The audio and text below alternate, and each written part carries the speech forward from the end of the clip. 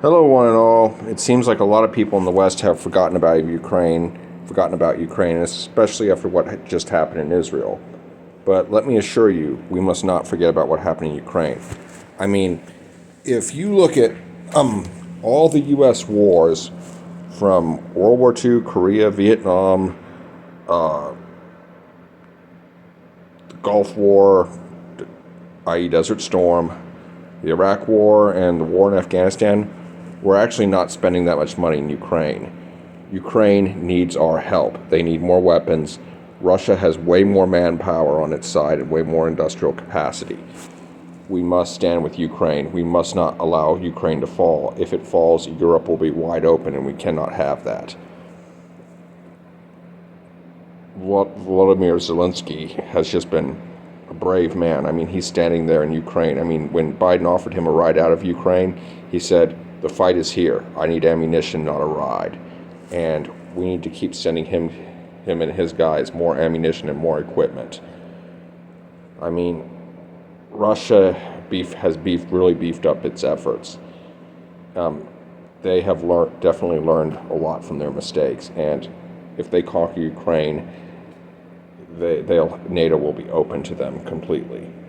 And think about how it'll look on the international stage if the U.S. abandons Ukraine.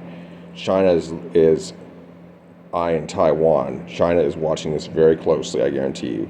They might actually jump on Taiwan. And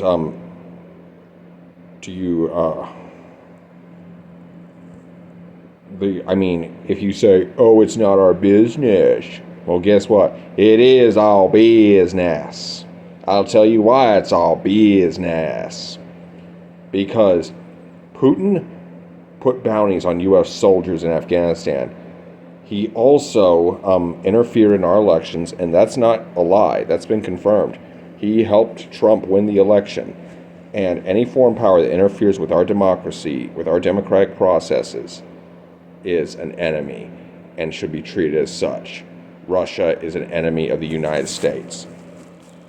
That KGB goon Putin knows what he's doing, and he will stop at nothing to basically gobble up everything he can. See, Ukraine was the breadbasket of the old Soviet Union, and Russia wants that breadbasket back. And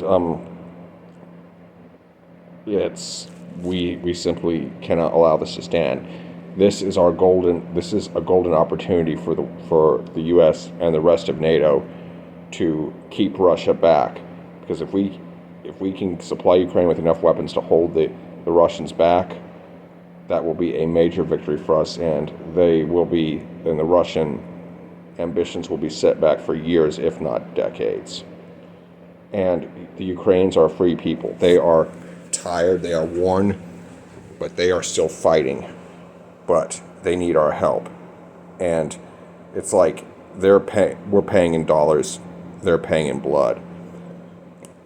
I wish I had researched how much money has gone into Ukraine before compared to other wars, but I assure you that it is not that much. I mean, the Ukrainian economy has already sustained $500 billion loss in the first few months alone, and they're at risk of going bankrupt, as is Russia. But if we can bankrupt Russia, and take them out of the game, that is a huge victory for us, because the Axis or Central Powers, however you want to call them these days, is unlike in the Cold War. The USSR, or i.e. Russia, ain't in charge no more. China is. It's kind of like they switched from being primary villain and sidekick. They kind of swapped the main villain sidekick roles, But anyway, the axis of evil these days, or the Central Powers, either name is appropriate.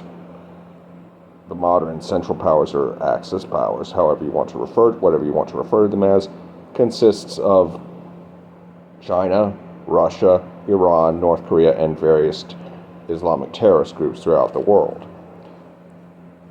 Well, in the Middle East. But now, if we can cripple Russia or take them out of the game entirely, we will have set back our enemies by so much. And it's like I see all these Republicans talking all this trash about how we should leave Ukraine to fend for itself. I'm like, what if Ronald Reagan saw you guys? He would have a heart attack. He would just be so ashamed of you clowns. And by the way, Donald Trump can't resolve the Russia-Ukrainian war. He is a fool, and he will hand the Ukraine. I'm sorry, I should say the Ukraine. He will hand Ukraine over to Russia. And that is just, but we're not here to talk about Donald Trump. We're here to talk about Ukraine. We need to support Ukraine. As I said before, we're paying in dollars, they're paying in blood. And I have supported Ukraine since day one and will continue to do so. But, you know,